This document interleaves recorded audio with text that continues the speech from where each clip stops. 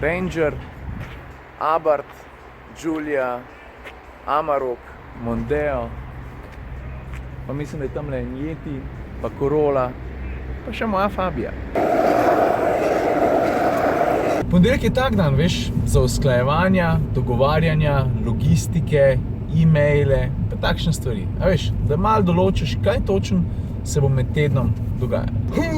Tako je, če ste slučajno mislili, ne, da avtomobilistični novinar, ne, samo vozi avtomobile, pa piše o avtomobilih, pa vsake dolgo časa naredi še kakšno fotografijo, pa se motite. Tako, ful. Evo, to je pa tista obvezna gužva pred vstopom v Ljubljano. Veš, kako veš, da se avtomobilski novinarji dobijo na sestanku?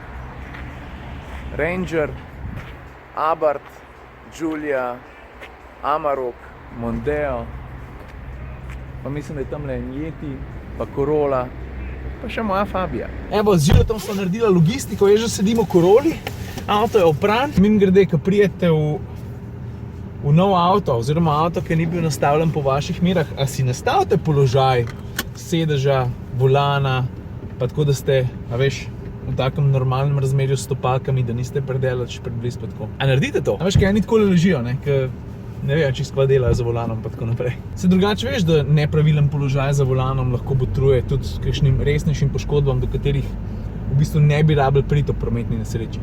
Veš? Toyota Corolla. Avto slika me drugače ponovadi tako, ne. Probam najprej najdeti nek meren kotiček, da naredim notranjost. Pa se pa vsega drugega lotim. Kakva svinarija, pa daj mi jih. Pa kdo to naredi? Kdo to naredi?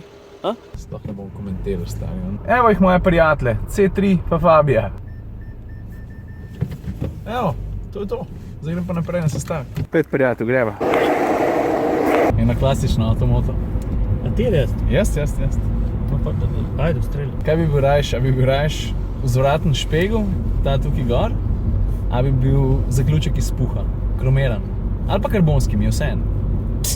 Kakšno vprašanje pa to cilj, da bi bil izpuh. Zakaj? Ja, zato, ko pa si največji maestro vseh časov, če si na to pravimo avto. Kaj bi ti raj, blajerce ali bat? Jaz bi bil bat rajš. Bat, zakaj? Notro v valju imam mer, lahko delam po svoje. V resnici je drug vzgib, zakaj bi bil bat, zato da bi tlačil, a ne tlačil. Toyota Corolla, ne? Kaj? Pa sploh ni šlo avto, ne? Ne, niti malo. V bistvu ni čudno, da se jih tukaj naredili, da bi vsak Slovenc meni si, da bi jih imel lahko 24 doma. Tukaj so jih sestavili. A jaz sem res, a ne? Ja, bliz 50 milijonov. A ja, veš kaj me je ful presenetilo pri tem avtu? Kaj?